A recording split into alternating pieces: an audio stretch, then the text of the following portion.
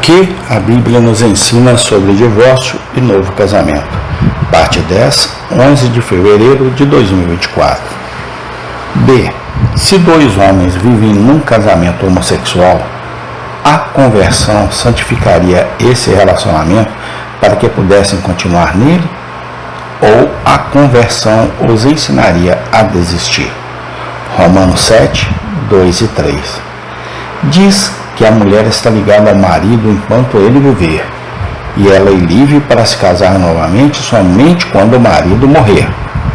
A passagem não diz que ela está ligada ao marido enquanto não for convertida, e que ela está livre para ter outro casamento quando for batizada. Normalmente, o que o arrependimento e o batismo fazem pela pessoa fora da igreja, o arrependimento e a oração fazem o mesmo pelo Filho de Deus que peca. Se o perdão liberta um não cristão de seu primeiro casamento para que ele possa continuar em um casamento subsequente, por que o arrependimento e a oração não farão o mesmo por um filho de Deus que se divorcia e se casa novamente de maneira antibíblica? Considere um homem que se casou novamente de forma antibíblica. Se ele for batizado, dizem que o segundo casamento pode continuar. Mas se ela for batizada, mas ele não, certamente as mesmas pessoas diriam que ela pode continuar no casamento.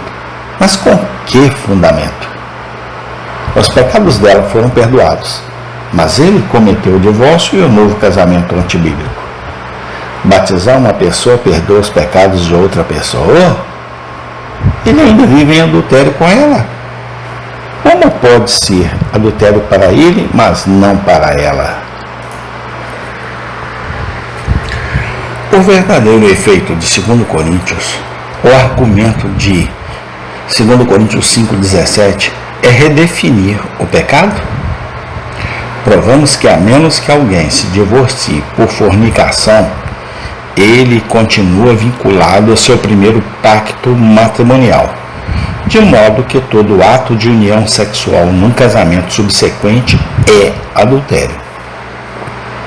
O efeito do argumento atual é dizer que, após o batismo, as mesmas pessoas podem continuar no mesmo relacionamento pecaminoso, praticando o mesmo ato que antes era pecaminoso. Mas agora está tudo bem? Isso não pode ser, pois as passagens anteriormente estudadas mostram que, em vez de nos permitir continuar no pecado, o batismo nos ensina a cessar o pecado.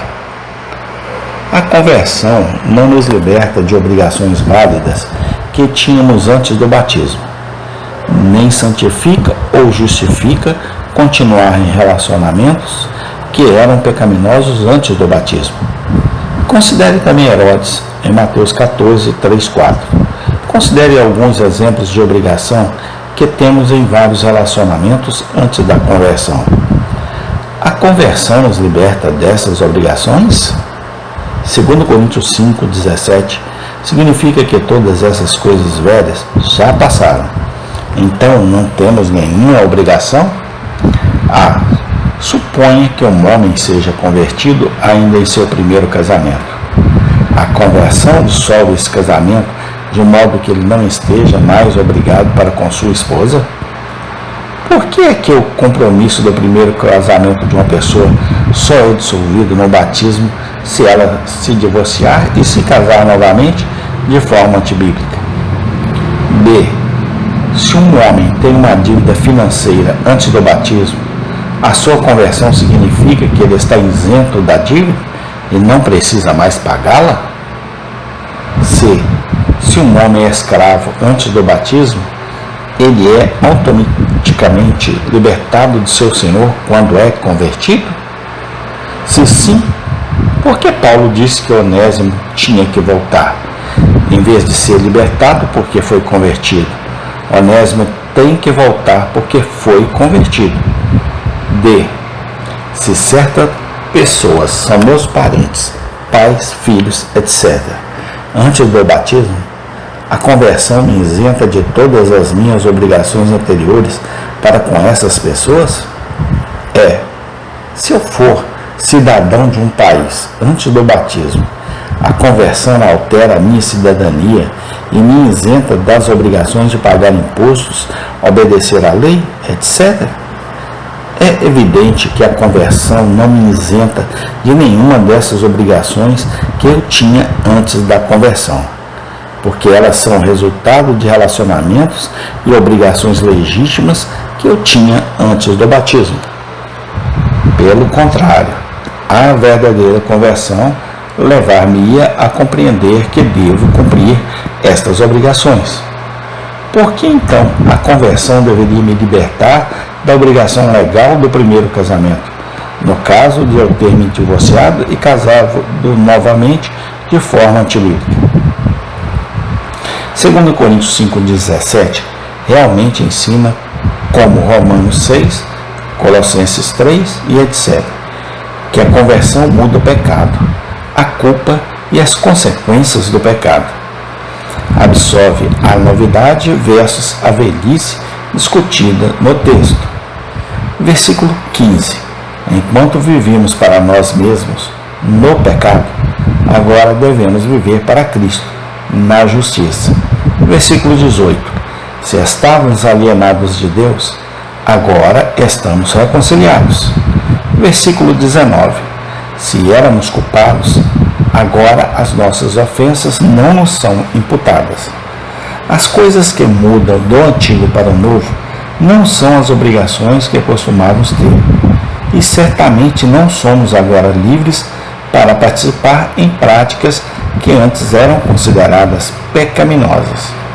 O que muda é que não somos mais culpados de pecado, não estamos mais alienados de Deus e não continuamos mais a praticar o pecado. 1 Coríntios 7, 17 a 24 ensina expressamente que os relacionamentos e circunstâncias terrenas pecaminosas devem mudar na conversão, mas os justos continuam. Esta passagem ensina exatamente o oposto do que alguns estão ensinando. Ensina as pessoas convertidas a permanecerem em circunstâncias corretas e não em circunstâncias pecaminosas, e o relacionamento principal a ser considerado neste contexto é o casamento. Versículo 20 e 24. Se alguém for fisicamente circuncidado ou incircunciso, a conversão não requer mudança nessas circunstâncias físicas. Por que não? Porque não é pecaminoso de uma forma ou de outra. Versículo 17 e 19. Circunstâncias de vida moralmente corretas não são alteradas pela conversão. 2. Se um escravo for convertido, seu relacionamento é obrigação terrena continua, embora ele seja espiritualmente livre. Versículo 21 e 24. Amém. Tem continuação. Obrigado, Deus. Até aqui o Senhor tem nos ajudado. Amém.